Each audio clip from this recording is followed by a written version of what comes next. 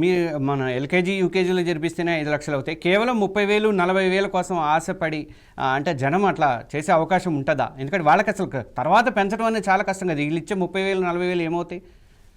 దీన్ని పూర్తిగా వ్యతిరేకిస్తాం సార్. ఎందుకంటే చంద్రబాబు నాయుడు మాటలకు చేతలకు అతను ఏం మాట్లాడుతున్నాడో, లేకపోతే విజ్ఞతతో మాట్లాడుతున్నాడా, లేకపోతే కాన్షియస్ లో ఉండి మాట్లాడుతున్నాడో మాకేం అర్థం కావడం లేదు. చాలా విషయాలు చెప్పాడు.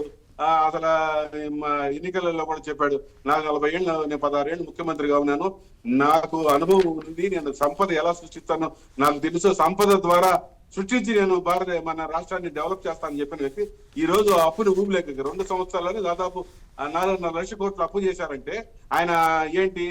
కాబట్టి ఆయన చెప్పేదానికి చేసేదానికి చాలా అస్థికి మత్స్యకాంతరకు ఉన్న తేడా ఉంది. ఆయన ఏదైతే చెప్తాడో అది ఆయన ఆచరించాడు, ఏదైతే చెప్తాడో అది ఆచరించాడు. కాబట్టి ప్రజలు కూడా ఆయన చాలా ఈజీగా తీసుకుంటారు. ఏదో చంద్రబాబు ఏదో మాట్లాడుతూ ఉంటాడులే, కాబట్టి ఆయన మాటలు అంత సీరియస్ గా పట్టించుకునే మేము కూడా పట్టించుకోవడంలే. అతను ఏదో చెప్తా ఉంటాడు, పోతా ఉంటాడు. మోడీని ఆయన విమర్శించినంత ఎవరు విమర్శించాలా, ఆయన పోయినంత ఎవరు పోకూడలా.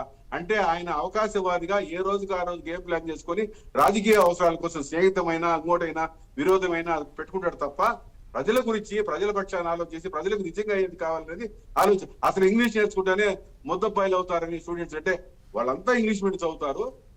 ఏదో పేదవాళ్ళ పిల్లలు ఇంగ్లీష్ మీడియం చదివితే మటుకు ఆయనకు మనసు ఒప్పడంలా.